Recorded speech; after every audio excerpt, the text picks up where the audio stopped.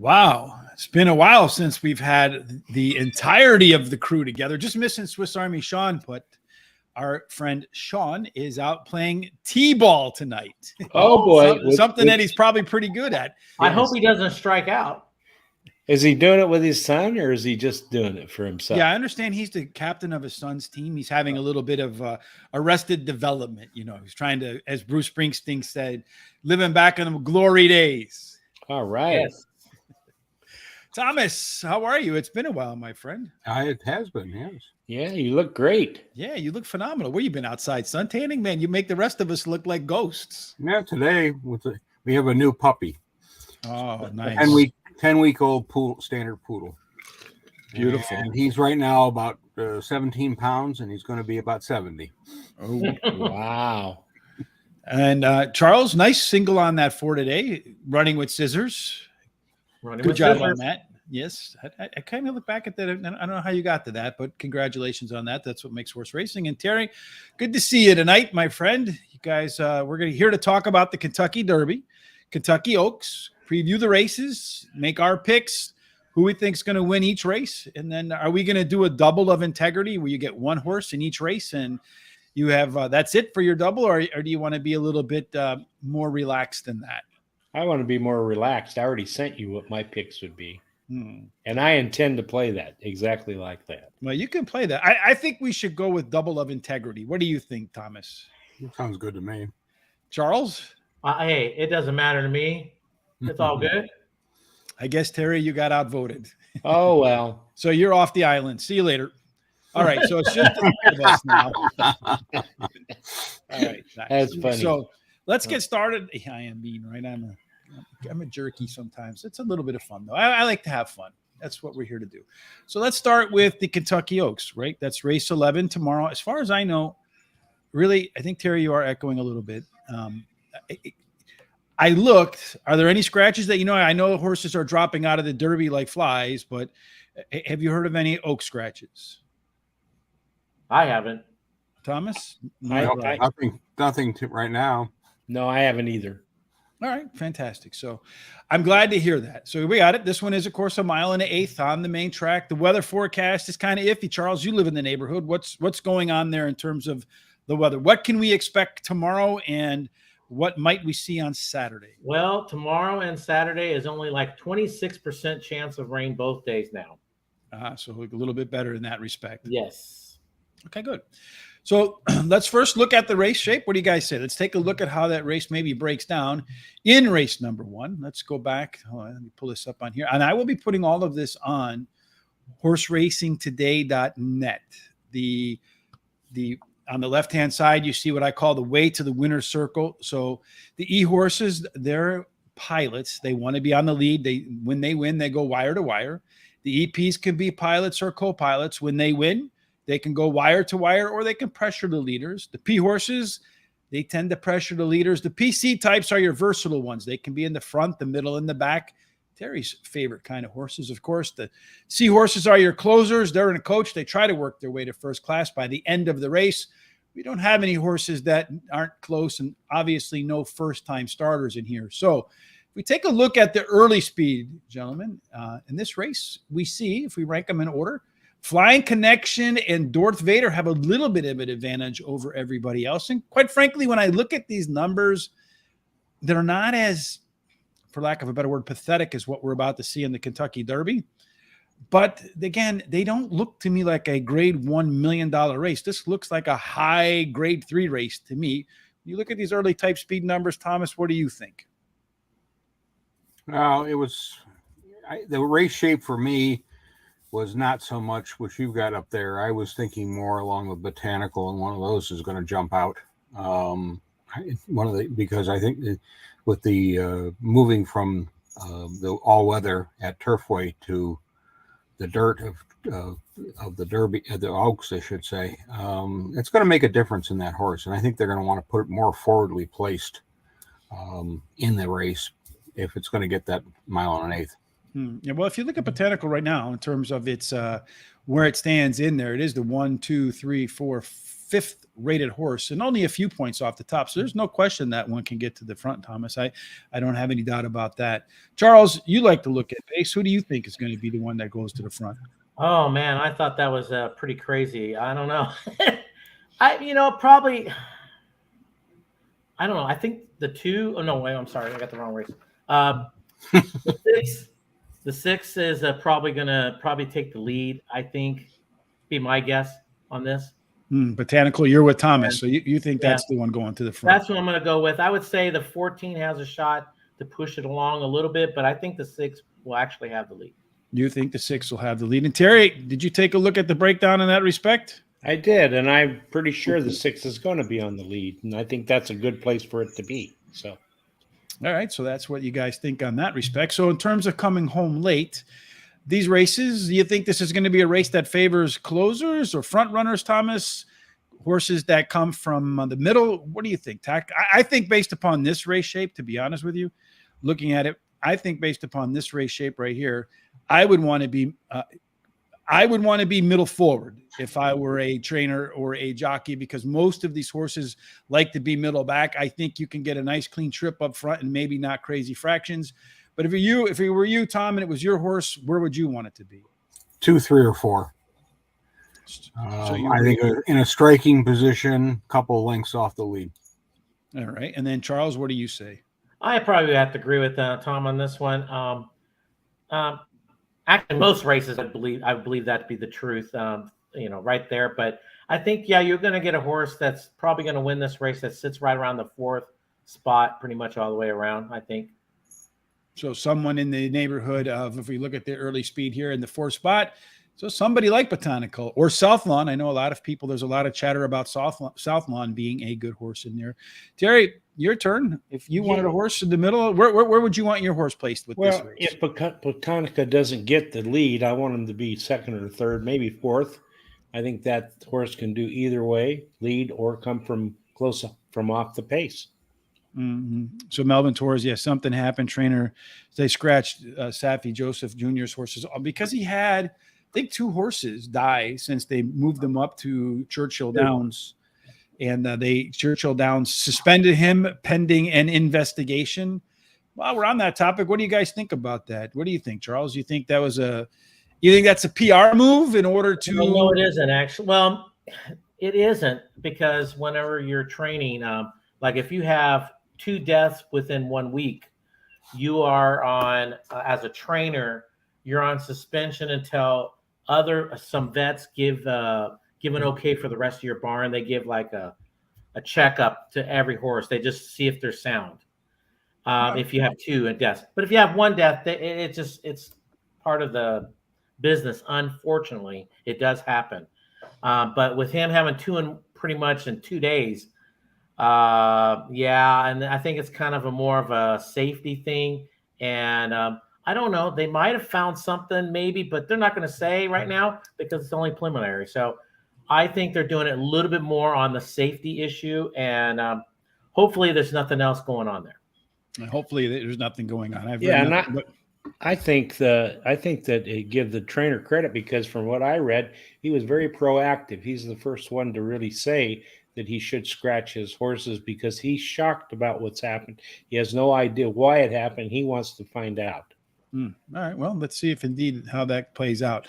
Now, turning to late pace in this race, it does look like Wet Paint has a pretty significant late pace advantage over everybody else. Hi, Julie. How you doing tonight? Thank you for joining us. Let us know what you like. I know you and Sean had some thoughts about the Oaks and the Derby, so fill us in on your thoughts. If you have thoughts about the Oaks or the Derby, please let us know. Any of your analysis, thoughts, insights, we'd greatly appreciate it. It does look like Wet Paint, which is in the closer group, does have the most late speed in there. I don't think that's controversial to anybody. Is it controversial to anybody here? No, I don't think so. I do neither. Finally, if we add the early pace and late pace, we do see that this could be a very competitive race. Promise Her America. Boy, that's a big promise that you're making there. Botanical, the one that's what I did to my wife. I promised her America. She fell for it, guys. That's the only explanation. She fell for it. That's why he has sucker written on top of his forehead. Yeah, that's right. Your pick is not in the draw. 22 for the up. He did make it in. He made it. Kentucky Derby, huh? Yep. Yeah. Yep, all those scratches today. We'll get to the Derby in a minute. All right, so now we can move on forward to where we do our simulation odds, and we do our simulation so we do 1,000 simulations of this race based upon speed figures to come up with what we think are fair odds. So if we run 1,000 simulations in 500 times, one of the horse scores the maximum speed figure, its odds at that point would be 1-to-1. We compare them to the morning line odds to see if there's any value. We also look to see which horses might be on the lead. And then finally, we create what's called the C-zone score. So based upon how this race probably plays out in the opening quarter mile, which horses will be in positions where they feel comfortable and where they have won before. So let's get started with the simulation odds. Charles, you're familiar with this. So let's order them from lowest to odd. Looks to me like Promise Her America. You did Promise Her America, Charles. A big overlay there. That's right. I mean, I told you. Yeah. Well, first, let's start with the percentage to get the lead at the quarter pole. Where you want to start with that? Or okay, I'll do the odds. I did the sim odds, and I was going to let Terry. Okay, I'll do the sim odds. It's okay. Uh-huh. It's all right. I ranked them in order for you already, so you don't have to look very hard. Oh, you're so kind. I am kind. So yeah, the 8. We're saying it's supposed to be just slightly over 2-1, and look at that morning line, 30-1.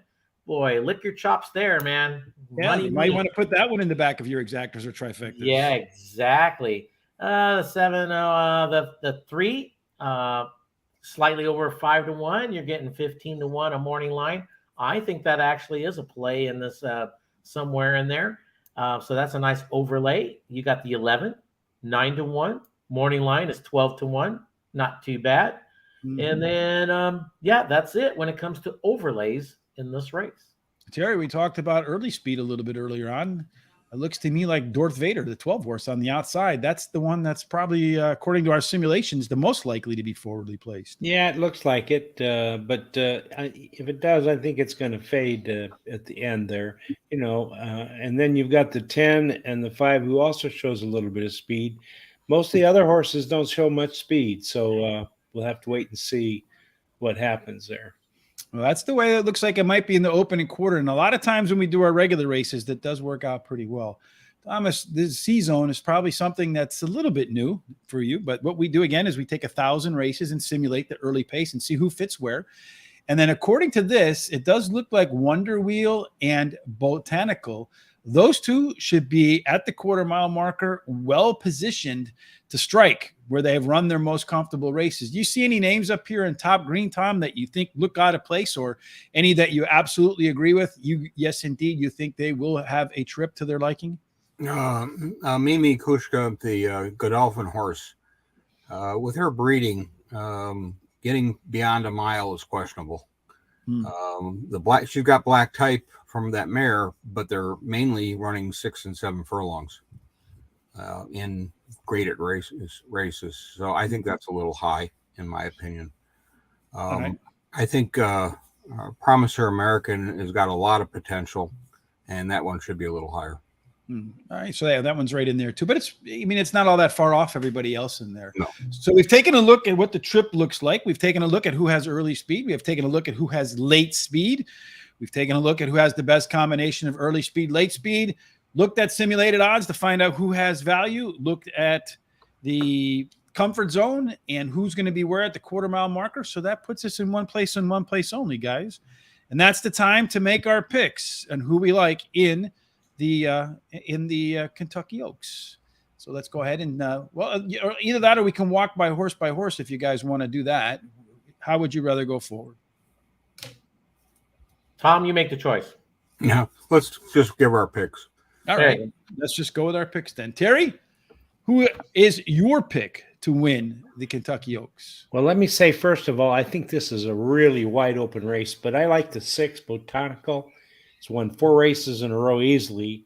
Chris Landavos is in the irons, and he comes with Botanical from to complete in the Kentucky or in the Oaks, and he's trained by Brad Cox, and she can either lead or she can come from off from behind to win a race, and that's one of my favorite angles. So, all All right, so botanical it is for Mr. Terry. Mr. Thomas, fire away. I'm going with number 13, Affirmative Lady, is my top choice. I like the last two races. Won the Gulfstream Oaks, and she had issues in that race and overcame them and won. Interesting that she was a maiden who placed in graded stakes races, but when they put blinkers on, she's a whole different horse. I don't like the post position, but you get what you get. But they got John Velasquez up, and that always helps. Yes, he certainly knows what he's doing. Mr. Charles, you think Tax is going to be a great long shot that's in the mix, says Grandma Horse Racing. Grandma Horse Racing, do me a favor. Been kind of busy the last couple of days, and then Charles B had mentioned that you had run into a little bit of an issue with music. If you go ahead and email me or hit me up on Twitter at HRTRich, I'll send you a link off to somewhere you can get music pretty inexpensively, like $19.99 a month. You get music, video, all sorts of interesting things that you can use on your YouTube show. All right, Charles, you singled up today, Running with Scissors. Who's your pick to click? Well, I wouldn't be singling up here, but my top choice is the 4-horse, Southlawn. I think she's got that tactical speed. She could sit in that spot that we're all talking about, that 4th or 5th, somewhere right there. Mm-hmm. And she's won her last 2.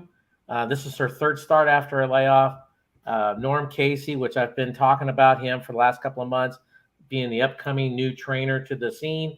I think we're going to see a lot more of him now in these big type of races. So that's my top choice. But I agree with Terry. This is really, really wide open. I mean, there's other horses that I like just as much. Well, we'll come back to some others that you like in there in just a moment. But for me, we're just going with the top pick now. Yeah. I'm going to start off with Wonder Wheel as my top pick. Been at Churchill Downs a couple of times, won both of those with ease, and that was at the start of the career. Really, when you look at the past performances, is not all that far away from winning 6 of her 7 races. And since she's returned back to Churchill, those workouts say she's happy to be back home. So for me, Wonder Wheel, number 5. So in terms of being wide open, we have 4 different picks from 4 different people. Charles, you mentioned there's a few others. Nobody wants Wonder Wheel. Why does nobody want Wonder Wheel, Brian? Barry? I do. We'll see how it works Rich out. does. If nobody wants it, I'm But happy. you are nobody, though, Rich. Nobody That's just what he's trying to say. Yeah, that's probably pretty true. I think that is probably accurate.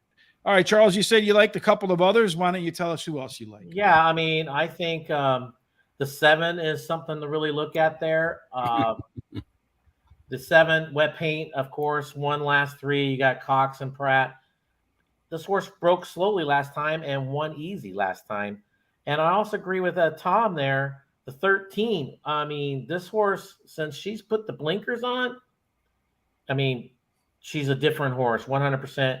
And you got Motion and Johnny V aboard. And then even the 3 is going to be closing like. Are you going to pick them all?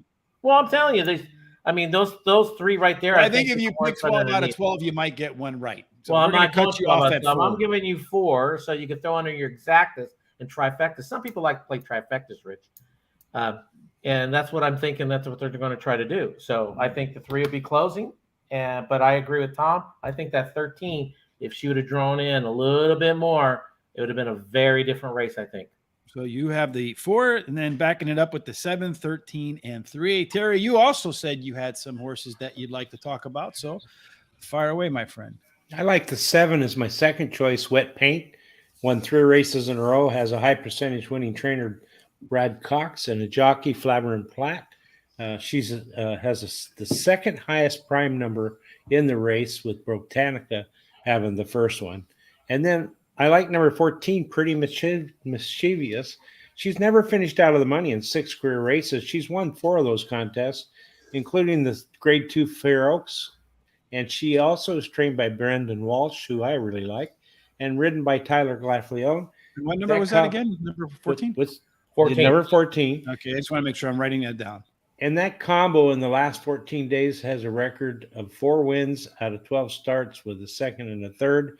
And then my 4th pick is number 5, Wonder Wheel, finishing a disappointing 6th in her Nobody last wants race. that one, Terry. I know, but Nobody wants to. she finished a disappointing race in her last race, sixth, but she had some troubles during that race. Prior to that, she had won 2 Grade 1 events. Has a perfect record at Churchill Downs. She's another entry who either can lead or come from behind. And then my 5th choice would be South Lawn. Oh, you don't get that many. I'm going to have 5. Charles, you're done. 5. You're done. Since this is a wide open race, I want 5. So you're going to take 12? Why don't you just take all 12? No, Terry 5 knows that of there's them. people out there betting supers. Come on. Yeah. All right. So South Lawn was Terry's alternate in case one of these horses starts to scratch like we've seen run wild in the Kentucky Derby.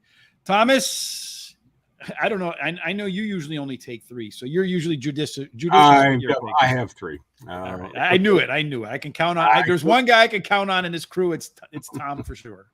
Yeah, I did. I took 8. Promise Her America is my second choice. I like her racing the Gazelle. Huge price. 1. Gamely was the comment, and this is a horse that is bred to go even longer than this.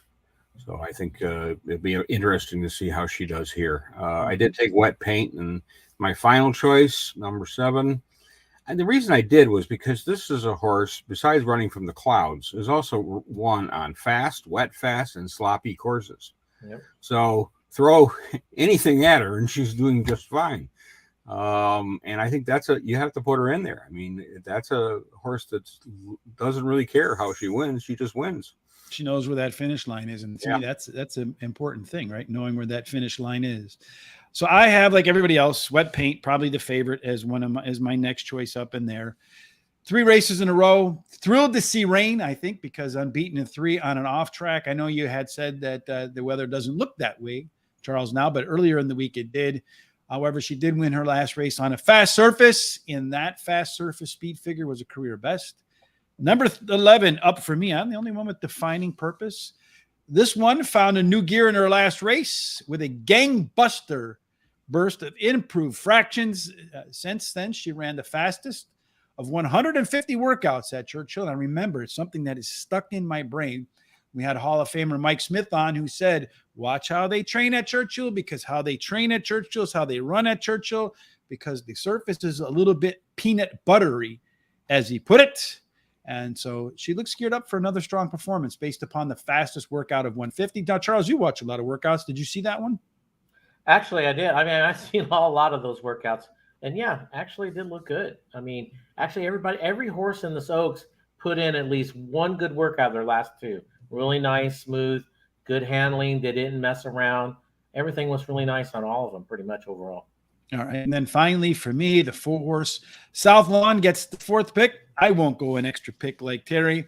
South Lawn is another one that seems to have found a new form, especially since jockey Ray Lou Gutierrez has taken over riding duties, winning the last 2, and neither one of them were close in the basically going long for the 2nd and 3rd time of its career. Plus, we had Ray Lou on the show, and I'm always rooting for the people that we have on Horse Center, that they do well and can bring home a big prize. My internet's getting a little funky, so hopefully that it goes to normal. If it kicks out, Terry, you know how to control it, so take over if that's the case. All right. Okay. All right. We're going to go now to the race that on Saturday that everybody's going to tune in to see. That is the Kentucky Derby. We've had a bunch of scratches already. Some rumors floating around that there might be another one. We'll find out if that's indeed the case a little bit later on, I suppose. If we see the other one, then King Russell will get in, which would be it for the scratches. Any more than that, you'll have less than 20 horses making their runs in the Kentucky Derby. It is the 12th race on the Saturday card. Should be a lot of fun in that big spot in there, gentlemen. I have a defining purpose as speed. Just wonder if the horse bounces. We'll see if that's indeed the case. So in race number 12, gentlemen, the Kentucky Derby, let's talk a little bit about that pace breakdown too as well and what that race shape looks like so we can get a sense of what the horses might do. Let me bring it up on the screen correctly because I have to just trying to navigate a few new things here, which makes it a little bit difficult for me. So race number 2 in our pace shape. Here we go, gentlemen. Looking at this race, it looks like there are not a lot of speed horses in here at all. The majority of the horses want to be middle or closers. And I think we saw that in a lot of the prep races, that almost all of the horses that are the main contenders anyway were closers. Does anybody disagree with that assessment? No. Thomas? I think King's Barn's going to go out for the lead. You think King's Barn's going to? I happen to concur with you on that wholeheartedly. So let's take a look at that early speed. But the thing is, he's a PC horse. So he's one from the lead. He's one from off the lead. And if you look at the early speed numbers on here, he is tied for first with Verifying. I know a lot of folks believe Verifying is going to be the horse that gets to the front first. 2 fills, surprisingly, right up in there. And when we spoke with Larry Ravelli at the when Larry Ravelli joined Sean and I on Horse Center, he said that's not where he wants to be. He wants to be probably 4th or 5th and get some cover. Do you think that the pace is so slow here that he might not have a choice, Charles? Yeah, pretty much. I mean, it really does depend how they break out that gate. I think 2 Fills is one of those horses that can do either or, go out to the front or sit right off. I think King's Barnes is one of those horses I think is more or less to try to go to the lead, and same thing with Verifying. But really, it's like you said, that once those gates open, it's really who gets those first few steps that are the best. Yeah, I agree with Tom. I think that it's going to be King's Barnes. I know folks were all saying that race at Louisiana was slow, but he did what he had to do, right? He got to the front. Contura scratched, as Charles. I had heard that the rumors that horse was going to scratch, so it is out. So now that one is out. That means that and that was what, number 20. So it's out. So King Russell's in. King Russell's in. So I don't know. I don't see the 20. Okay, 20's in here. So we'll take him out of there. Cut. We'll put the 22 there, and that's even another one that might have showed some speed. That's not going to show any speed. So even less speed in the race today. We'll take this one out of here. And now we have a complete picture on this race, gentlemen. And again, I think just looking at the early speed in here, that 89, 88, 87, 86, very competitive from top to bottom. A lot of horses can get to the front in there. This looks to me like an upper level allowance race. It doesn't look like a grade 1 stakes race to me. Well, then I would love to own any one of these.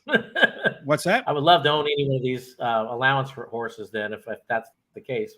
I'm not saying they're allowance horses. What I'm saying is that the early pace is not that fast. Their numbers. Mm-hmm. Yeah, but I think what you're going to see is probably a little different in this race. Everybody knows that there's not a true speed horse. Every trainer, every jockey.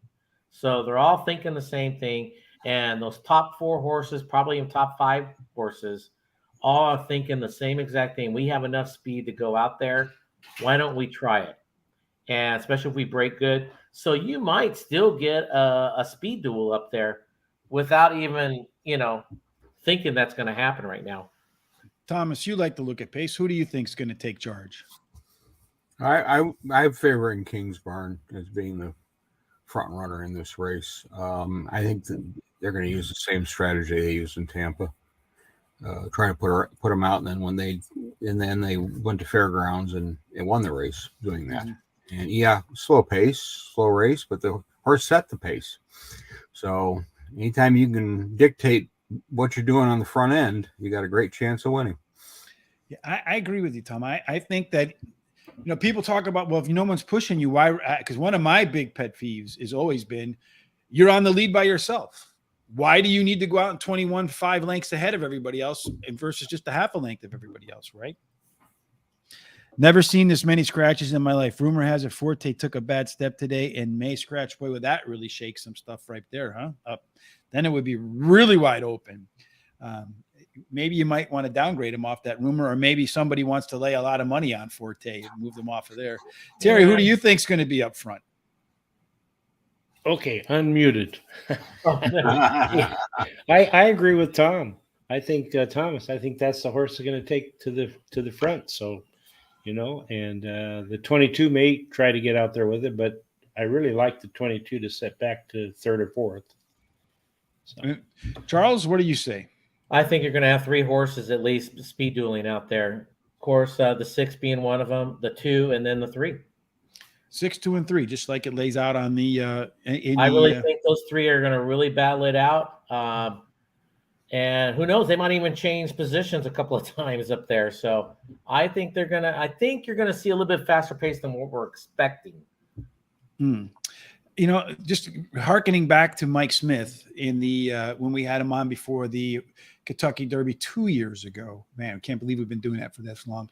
But he had mentioned that the early position in the Derby, from his viewpoint, was key to winning the Derby. And he said that the opening quarter mile, a lot of times in the Derby, he said, kind of reflects a quarter horse race. Everybody's just blasting to get out to the front so they can get that position, because that position is crucial. Barry Knight says, yes, King Barnes, I knew Thomas and was the smartest of the bunch here. LOL. So you're the smartest of the bunch. I mean, but I'm the best looking of the bunch. So there you go. Yes, I think that's probably not true. But I win the most money. Yeah, but most likely I'll do better in the 2,000 guineas than I will in the Kentucky Derby. Nah, we don't want to say that, Tom. All right. Let's look and see when they come home down the stretch. Last year, down the stretch, that won the race. That race was won, as everybody knows, by Rich Strike. Mandarin Hero, the horse that's scratching in from Japan. I think it's going to get bet down hard now that it's in. A lot of Japanese money will roll in, like it is one of those, what is that group called? My Racehorse type horses. Odds will get knocked down, but it does have a pretty good late pace in there. And with this race shape, with the lack of early speed, maybe the early speed was discounted a little bit by that misstep in the Santa Anita Derby. Maybe it breaks a little sharper, would rank a little higher. Maybe that's one that can get to or close to the lead and then just basically close it out and run away from the pack around the corner. Terry, do you think that late pace can do that? I do. And it was bumped in that Santa Anita race. So if it can get a clean trip, I absolutely love this horse. And if Forte doesn't win it, this horse will. That's a bold statement. Well, you're kind of getting a little bit ahead of where we need to be. All right, Charles, on the late pace, you see anything in those numbers that you disagree with? No, I don't disagree with those late pace numbers at all. I think those are the true, like, super closers, I would call them. And Tom, how about you? I know you take a look at these things. Who do you think will be charging the hardest at the end? I really think it's going to be number 4, Confidence Gain. I think that horse has got a lot going for it, and it's got a good record at Churchill and has come off the pace.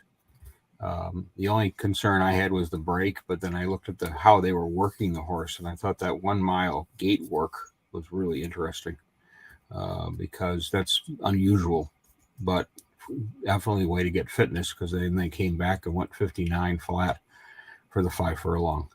So it's an interesting preparation what Kent DeSormo is doing, but I get Keith DeSormo, I should say, and he looked very game in the Rebel. Mm-hmm.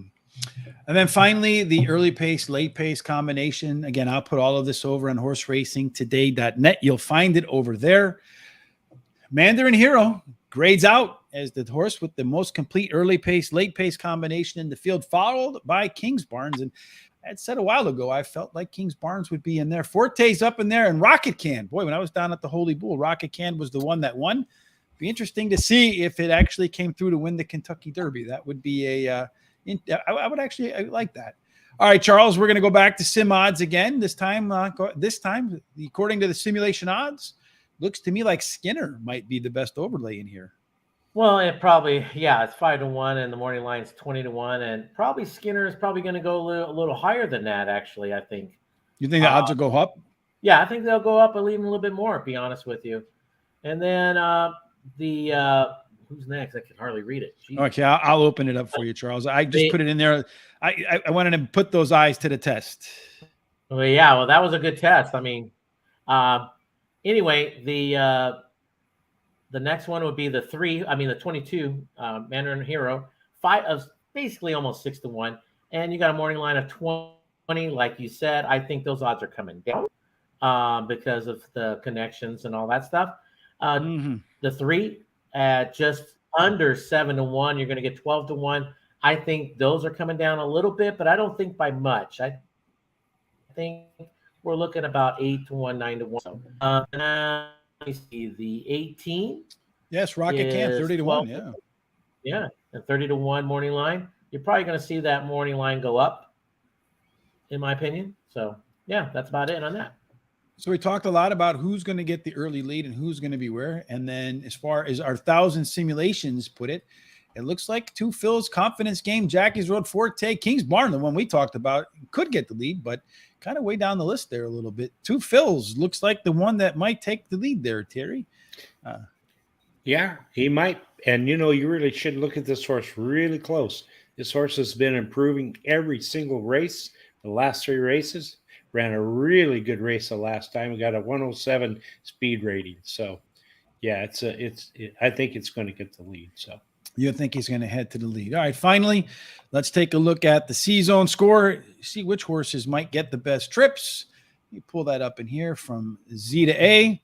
Let me go back over to here, and we can see that a lot of horses, a lot of green here, a lot of horses. And I think that's a reflection that there's not a lot of speed in here. Most of these horses are going to get a chance to close.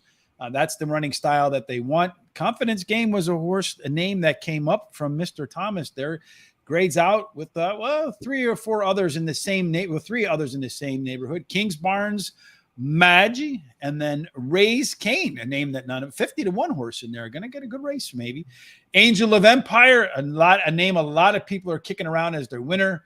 Mandarin Hero, Tap It Trice, hey, maybe even the other horse in here. This one's coming in from where, Tom? Derma Sotagate, is that the one coming in from UAE, Dubai. right? Dubai, yeah. The Dubai horse. The one, the Dubai race, that's what got it in. All right, guys. So we kind of walked through all the different ways that this race breaks down. Now it's time to walk through who we like, why we like them. Terry, I'm going to start with you. Just start with your first one for your ticket of integrity. Who do you got in the Derby? All right. I had a big decision to try to make between Forte and Mandarin Hero, and I'm going to go with Mandarin Hero. Comes in from Japan, where he was a neck from winning 5 races in a row, and he ran in the Grade 1 Run Happy Santa Anita Derby. He finished second, only missing by a nose. He was bumped at the start, so he had some trouble. I really like this horse. All right, so you're going to start with the 22, Tom. What about you? I didn't even try to rhyme and it came out. How about that? As we said before, Confidence Game, number 4 is my top choice. I like the Rebel Run and the Slop. He's got a great record at Churchill with 4 starts and 2 wins and a third. I like the pattern of the works. They've given a little bit a break to this horse, but I think they prepped it very nicely, and that's why I'm going to put it on top. All right, so we've gotten Tom's pick. We've got in Terry's pick. Time to get Charles' pick. Disarm for Christopher D'Souza. And then over here, Charles, he's breaking the rules. He's got Two Phil's, Skinner, Mandarin Hero, Angel of Empire, and Forte, taking 5 of them. You also like the 11 horse there to win Disarm. All right, Charles, go ahead. Who do you like? I'm going with the 8. Solid works here. He's had issues in the last couple of starts, but so you're going with Maggie. Maggie, yes. So with Maggie, let's talk about Maggie, because we talked a little bit about this earlier in the day today. This is a 20-horse race. If you get off to a bad start, you're kind of screwed. This horse has shown over and over again that he has a little bit of issues getting out of the gate, Charles. You're not worried that your race might be over before it starts? No, I'm actually not. This horse is improving every race. His first race ever, he didn't have a problem in the gate. The second one, he bumped the gate going out. He ran even. And then the last one, he broke off slow, but he was just tremendous. So even Forte didn't have the best of trips in that race. And he still ran by him in a mile and an eighth. Today they're going to get an extra 8th mile. But and Forte if that race had been a mile and a quarter at Florida, but that was not the Kentucky Derby. That all was Florida Derby, by the way. All right. And today this horse is more experienced, just like Forte. Forte has way more experience than this horse. And so this one's got another race under its belt. And this horse will be sitting in that catbird seat right around the 4th or 5th spot to be just ready to pounce, let those guys the speed go out there, knock each other out. So any thoughts on this UAE horse, Tom? You're our international man of intrigue. You know all about these guys. What's going on with the Derma Sotagate? If it can overcome the jinx of the 17 hole, that's the first problem. Yeah. So if somebody scratches inside of him, that may be a good thing. And then they have, so he may be moving in. The biggest thing here is that horse is another one I think wants the lead, and they're going to have to do something to get it to the lead, and it's going to be tough on the outside to do it with all the others breaking inside, or as Smith says, the quarter horse race. And that's why I'm kind of leery of whether that horse can get out comfortably. The Mandarin Hero, in my opinion, is a miler, not a distance horse. Been a much better horse at the mile, and winning with authority, where he's just sort of not getting there in time. That's why I think he's a better miler than he is running anything longer. So Barry says that Charles B says he's got 2 fills, Skinner, Mandarin Hero, Angel of Empire, and Forte, and that is his super high 5, as Charles would put it, ice cold. Well, I'm going to play it safe, guys. I'm going to go with Forte. And the reason I'm going to go with Forte is because he's proven that he can handle trouble and still find his way to the front. I do think in that last race, had it been a mile and a quarter, he would have froze up. Taken care of. I lost. You lost me, huh? I'm not here anymore. There you are. You're frozen. Now you're unfrozen. Now I'm back. But in any case, that was brilliant what you said, though. Yes, it's the first time I've ever complimented you, Charles. Too bad the universe will miss it. It won't be speaking into the distance. Screwed that one up. Yeah, but I think Forte, the horse is not the proverbial, hasn't done anything wrong horse. No. You saw in the Florida Derby, it overcame problems. It's beaten a lot of horses in here. Gets a decent post position, should get into good position. Not a lot of speed to chase. Third start off of a layoff. I think it's the safest pick in all of these. And I do think, well, minus the bad step, I do think that a lot of folks are going to play away from him, and he might not be 3-1. He might be one of those horses that actually goes up the board, 4-1, 5-1, 6-1. I think if you get 5 to 6-1 on that horse, you absolutely have to take him. Since they've gone to the point system, the horses at the top of the point system have done exceptionally well. The winners are usually found the horses that accumulate more than 100 points. He accumulated the most points. I'm going to go the safe route and take Forte. Who loves the mud? Well, I know when we talked to Larry Ravelli, he said he would be thrilled to death if it was muddy out. But Charles says it's not going to rain now. So, yep, they say 20, like I said, 26% both days, 23%. So I went to 2 different sites and they almost said the same. Yeah, I think it's more likely to rain tomorrow than on the next day, and even tomorrow is going to be pretty light. I think they predict about 1/10 of an inch. Yeah, I think about this. I don't think, Charles, it's because the pace is so, I think, slow that a lot of these horses that are used to being farther back are going to end up with better position than maybe they're accustomed to. And I love those horses, what I call left arrow horses that are usually in the back, that move a little bit forward because they still have that late leg advantage that they have otherwise, but now they're closer to the front than usual. And I don't think the horse is going to be all that bad out of position. I think, to me, that weaving race where it won in the Florida Derby, and maybe it took something out of him, that race, I don't know. But that race was probably one of the more impressive results I've seen in the entire Kentucky Derby way to the Run to the Roses this year. Are you guys going to do live handicapping like you did for the Breeders' Cup Friday and Saturday? I think we'll probably do something Saturday. I'll be honest with you, I'm pretty burnt out after all of this stuff this last couple of days. So we're going to do something Saturday. We might click on just for the stakes races, but we'll talk about that. Keep an eye on the social sites streaming below. Sean will have all that information available when it comes out. Again, I'll have all the comfort zones and the who's going to be where at the quarter mile markers, as well as the simulated odds available at horseracingtoday.net. You can check that out.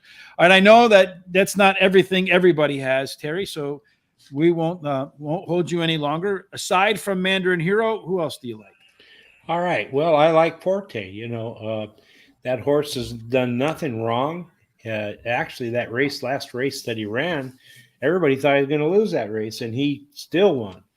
He's won 6 out of 7 career races, and 4 of those wins were Grade 1 events. including the Florida Derby, which in his last start, despite having the trouble, during the race, he won that. He is trained by Todd Fletcher, and he's ridden by Irad Ortiz Jr. He should add to his $2.4 million earnings, which is double the earnings of any of his closer rivals in here. And then I like number 5, Tappet Trice, won his last race, a grade 1 at Bluegrass at Kingland. He has finished in the money in 5 starts, winning 4 of those starts, and has a great 4 furlong workout April 29th. He has jockey Luis Saz in the irons, and he's trained by Todd Fletcher. Then I like number 3, 2 Fills. He has been competing in graded races, winning his last race at Turfway Park and the grade 3, which was the grade 3 Jeff Ruby Stakes. He has the highest last race speed rating, improving his speed racing number in each of his last 3 races. He's trained by Larry Ravelli and ridden by Jarrett Loveberry, and has 2 bullet workouts in a row. So you're not at all concerned that when he squared up some of the top horses in this race that he wasn't remotely close to competing with them? No, I'm not. I think this horse is really been improving and on the upgrade. So, I love improving horses like this that just keep getting better each race. It reminds me of a regular human athlete who keeps getting better and better and better, just, working into form there. So, all right, Tom, behind your long shot, number 4, who do you have for your other 2? I have number 18, Rocket Can is my next choice. The Arkansas Derby, he made a move, he stopped, and then he ran 4th. I don't exactly know what happened in that race, but it was a little bit interesting, to say the least, because he ran 2nd to 14, the Fountain Youth, and he won the Holy Bull. Mm-hmm. He also ran on the slop in a maiden race that he won, and he beat my top choice. We ran 2nd to him. So, he's been there. The work is what really cued me in that this horse is ready. 46-3 on April 13th, and Bill Mott doesn't generally work horses that quickly. No. There must have been a reason. Tighten them up. Good. Well, I was actually at the Holy Bull, and I thought that was a very impressive run because the horse was like 5 wide all the way around the track. Yeah, and still managed. Yeah, he's got. He draws in a little bit, but he's still going to be wide. And then I took 2 Verifying. I think he can hang on for a piece of this. Really game effort last time out. My concern is how much did that race take out of him. Bluegrass has not put a lot of winners in the Kentucky Derby in recent years. No. So I take it that's a grain of salt type of horse in my mind. A lot of people concerned about the distance for that horse too, from what I've seen. Charles, all right, what do you got? Okay, well, I think the Bluegrass winner is my second choice here. Tappet Trice, the 5. Won the last 4. He had some trouble in that Bluegrass, sort of Verifying, but Verifying was starting to get a little tired, I think. So, yeah, my question is for Verifying. Can he quite make this distance? But anyway, Tappet Trice did everything right in that race. Saez stays on. So, Luis Saez has been hot, just like Tyler Gaffleon. So, I think that puts him right there. Then, yes, Forte, the 15, is my third choice. He's done nothing wrong. It's kind of one of those horses. How do you really judge him? Todd and Ortiz, a combo. I think his odds are going to be at least 3-1 or less because, remember, Mattress Mac, he's going to be dropping us a huge amount of money on the favorite, and that's going to drop those odds tremendously. My final pick here, I had a hard time between the 14 and the 3, and I leaned towards the 14 because the 3 was chosen by Andy Serling as his top pick, and I think that's the kiss of death for that poor horse. So the 14 is. I wish he was here with us to give you a. I'm sure he would undress you, Charles. Not that we want to see that. Hey, I've been undressed many times, but anyway, I think the 14. That's how I made up my mind between the 2. So 14 is my final choice here. I think that the Risen Star race, I think it's a key race.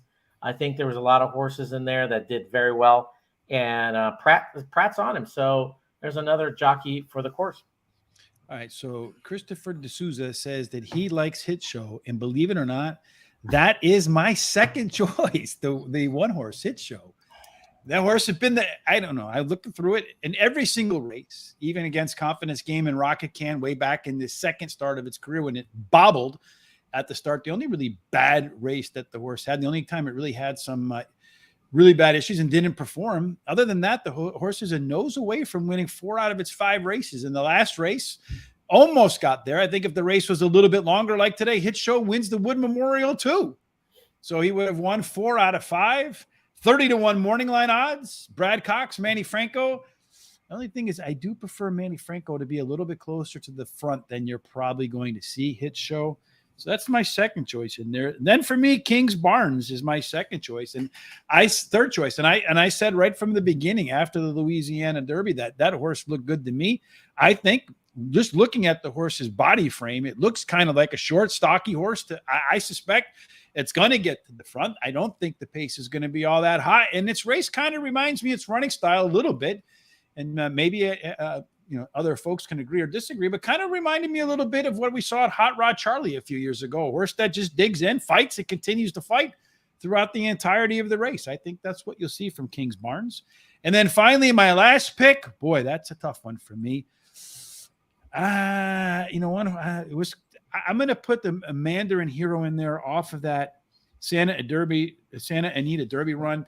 If that horse had run over here for the entirety of the road to the Kentucky Derby, I don't think it would have been one that needed to scratch into the race. I think it would have been one of those horses that would have been in the top 5 that accumulated over 100 points and probably been one of the favorites in here.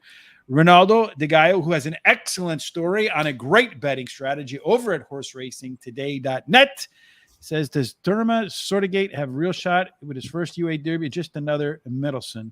I think Tom said he's going to have to get a little bit to the front in that race, and it could be a little bit of a challenge for him. Tom, that's kind of where you stand on that, right? Yeah, at this point. He does draw in because Practical Move is out. So he's now in one more position, but it'll be interesting to see if he can get that trip. So one final question here. Well, if anybody else has any questions from Barry Knight. Last question. Does anybody have a horse they like in any other races on Friday or Saturday's card? I don't know what race it is in, but when I was going through it and I was talking with this today with Charles earlier in the day for me, let's see, let me look it up here real quick, what race this horse is in. In race number 8, the Pat Day Mile, which is a significant one. I think Gun Pilot's going to be your favorite there. But when I was running through all of the issues here, I feel like Kangaroo Court. That's the horse that I'm going to put some bets around. Real close to being undefeated in its 4 career races, giving up the lead late in a race where it didn't win. When a lot of others went on to win afterwards. So that was a key race. It's not like it lost to a bunch of chumps, had a little bit of a rough start. All the horses that were in that race went on to win again. So I think Kangaroo Court in race 8 is one that might have a shot to go off. I think it's a 12-1 morning line too. So maybe a good price on that one. Any of you guys have any other horses that you've pinned down for Friday and Saturday as key horses in your picks? I do. I like in the 11th race, the number 7 horse, Hong Kong Harry. And along with that one, I'm going to use the 5 Satin. Also, I wanted to interject that at Mattress Matt, I was listening to something today that they're actually not going to bet all that money to win on that horse. They're going to try to spread it out to doubles and exactas and trifectas, and they're going to use Horse Racing Nation to help them to do that. Sorry to hear that. No, just kidding. He should help. He should come to us with all of our data. We'll tell him which horses have the best comfort zone in there. So he likes Hong Kong Harry. Thomas, any horse that you like in the 2-day card there that stands out? Yeah, absolutely. But I'm going to go to over the ocean and go to Newmarket for the 2000 guineas. Number 10, Little Big Bear, who's got draw 13. Looks he's going to coming off a layoff for Aidan O'Brien. It was an interesting move. Ryan Moore had choice of 2 horses. He picked the other one. Augusta Rodin will be the favorite. That horse has never run on a good to firm surface, and that's why I like Little Big Bear, because I think he's a really good horse. So I go overseas for that. And then finally, Charles, anybody you like on Saturday or Sunday that stands out to you? No, I'm still working on everything, trying to weed it all out. So no, I do not. I mean, they can always contact me at my email if they want to ask that day. Big Casino Racing at gmail.com.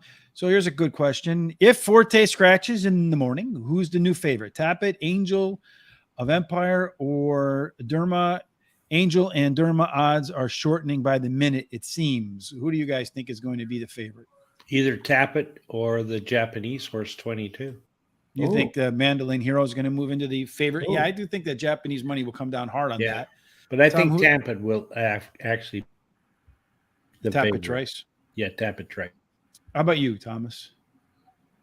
I would favor Mandarin Hero over, but I still think he's a miler. And anything in the bluegrass, I always question winning the Kentucky Derby. Charles, who do you think takes over the? Yeah, if Forte's out, I mean, I would say the 5. Yeah, Tappet Trice, I think, would take over the favorite spot. Anybody know where West Coast Cowboy for Safi Joseph is running? I don't know the answer to that question. I'm going to go a little different route because I think the horse that's catching a lot of buzz in there is that Angel of Empire. I wouldn't be surprised if that one gets bet down as your favorite in the by the time post time comes. Everybody wants to be, have their own ideas. The quarters, here we go. Over or under on this pace? Opening quarter 23-3. Thomas, over or under? It'll be under. Charles? Yeah, I'll say under. Terry? Yep, under. Yeah, I think it's probably going to be under too because a lot of somebody's going to blast out there to the front. And if it's over, whoever's on the front and it's 20, they're going to be pretty happy, I think. I think very happy, very, very happy. If it was 24, they'd be ecstatic. Yes, yeah. I think the owner would be jumping up and down after the quarter mile marker. At the half, 47.5. I'm going to go under on that one. I think they'll probably run 46 and something. I agree. Thomas? Yeah, I would agree. It's going to be less than 47. And then on the Terry, you think it's going under 47.5 or over? Yeah, I do. And then finally, 6 furlongs, 111-4. Again, I'm probably going to check in the under in that respect. I think all of them are likely to go under because there's so many horses in the field. Someone's going to go absolutely crazy, and the other ones are going to follow. Charles, under 111-4? Definitely under. Definitely. Everybody in concurrence, under. So if we did that trifecta, it would be under. Yep. All right, guys. Good prop pick. I think I would. I actually think they should put some kind of prop picks like that based upon the quarters and so forth. Yeah, why not? Like you can have a trifecta, like who's going to lead at the quarter, who's going to lead at the half, and who's going to win. And you put them together and you get a little bit better odds on that payout, which would be, I think, fun. It would also introduce, I think, some prop bets that the kids like to make on their phones. Any final thoughts, gentlemen, before we get up and get out of here tonight for our Kentucky Derby, Kentucky Oaks preview? Oh, one last thing. I forgot. Yes. All right. So we did the ticket of integrity, and you had different tickets. Charles, what is your Oaks Derby double? Well, my Oaks would. I mean, I'll go with. Are you going to go 4x4, or what are you doing? I'd take my 4 horses, and I would take my top 4, 4x4. Yeah, 4x4. Thomas, and your picks? Are you going to go 3x3, or are you going to single anybody up along the way? I'm going to single in the Oaks. I'm going to take 13 as my single and play the 3 for the back. Terry? Hey, you don't really want to hear mine because I've got a lot more than that. But, but I'd like the 6, 7, and the 11th, and then in the Oaks and the Kentucky Derby, the 15 and the 22. I'm going to bet $4 to win. I mean, daily double. And then in the $2 daily double, and you're going to think this is crazy, but I'm going to use in the Kentucky Oaks 4, 5, 6, 7, 8, 11, 14. And then the Kentucky Derby, 3, 6, 10, 15, 17, and 22. So you're taking half the field both ways. That's right. You know what? It's going to be a big double, too. Yeah, I hope for you it is. I'm going to go with the Oaks, just the 5 and the 7. Those are the 2 horses I think are going to do best. And I'm going to put probably 5 horses. I think the Kentucky Derby is really wide open. I'm going to put all my 4 horses in the back end, and then I'm also going to add in on the Derby the 14 horse as well for me. Tapit Trace, it makes it in there, but that would be my 6th pick if I were to add another. So that wraps it up for us tonight. Again, I'm not quite sure what we're going to do on Saturday. We'll do something most likely, at least get together, talk about, because I do think, as I said to Charles, I actually think the pick 6 is hittable for the Kentucky Derby Day. Charles thinks I'm insane, but all right. Well, you're always insane, but I mean, we could always look at it and see what we could do. I think that's probably what we'll do, is the pick 6 for the Derby Day, because the pool is going to be huge. And then Monday, Terry and I will be back for Parks. Tuesday, Parks. Wednesday, Charles comes back, where he can't miss because Kentucky, Churchill Downs has kicked him out because he'd get everything right at Churchill Downs. Any idea, Tom? Are we going to get together next Friday for 4 and Friday? Probably. And real quickly, let me see what's on the agenda, because I forgot. And of course, I know we're missing this weekend, but I don't know what we're missing next weekend. Yes. And next Monday, of course, Sean will return with Jamie with a great slate of hosts for Horse Center. The best way to make sure you don't miss anything is follow us on our social sites. You see them down there below. Of course, head on over to Guaranteed Tip Sheet. There is a link in the description down below. I can tell you that put together a very robust package. This is the first race. You see West Willpower, Art Collector, Last Samurai, top 3 picks to kick off the Alashiba Stakes with Rich Drake, Smile Happy, Giant Game. You can see there is a lot of information across here on every single stakes race. I think about 5,000 words. So if you want to go to sleep tonight, head on over there and get that.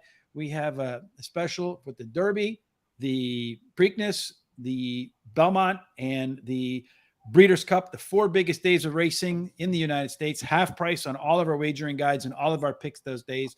I would take advantage of that if I were you. Tom, as you were saying, for our 4 and Friday. Well, hopefully we're going to do something in the UK, probably Beverly. And we're not that far off from the Royal Ascot, right? About 4 or 5 weeks. That's in June. Yeah. Coming right up. Another 5 days of incredible racing. Yeah, I look forward to it. We had a lot of fun with that last year. I think we did pretty good last year, right? Yeah, we did very well, actually. Of course, with the 26 horse fields. Well, you know, the last time we were anything in there, you're going to do good. The last time we were together, Tom, was that one crazy race. If you remember at the end, and I said, yeah, if we can get this right. Well, I actually ended up with the exacta in that race that paid $650. My top pick finished second, and my third pick won. No, my top pick won. Third pick at 100 to 1 came in second. And your top pick came in third. If you had taken our top picks and you put them together in an exacta box, a trifecta box, it paid $5,500. And sometimes you find some payouts like that at the Royal Ascot. So I'm looking forward to that. All right, guys, that wraps it up for tonight. As always, very enjoyable for me. I appreciate everybody's time. Tom, Terry, Charles, and everybody who joined us with questions, comments, and thoughts. We always appreciate that. We hope that no matter who you play tomorrow during Oaks Day, no matter who you play on Saturday on Derby Day, that you get God's grace, God's favor, that all of your picks, gentlemen, they can only end up in one place. And that has to be our good friend, Jay Marcos. Winner's Circle. Yes, Yay. indeed. Thanks for joining us. And again, keep an eye out on our social sites so you can see what we're going to do on Saturday. Have a fantastic evening. Hey.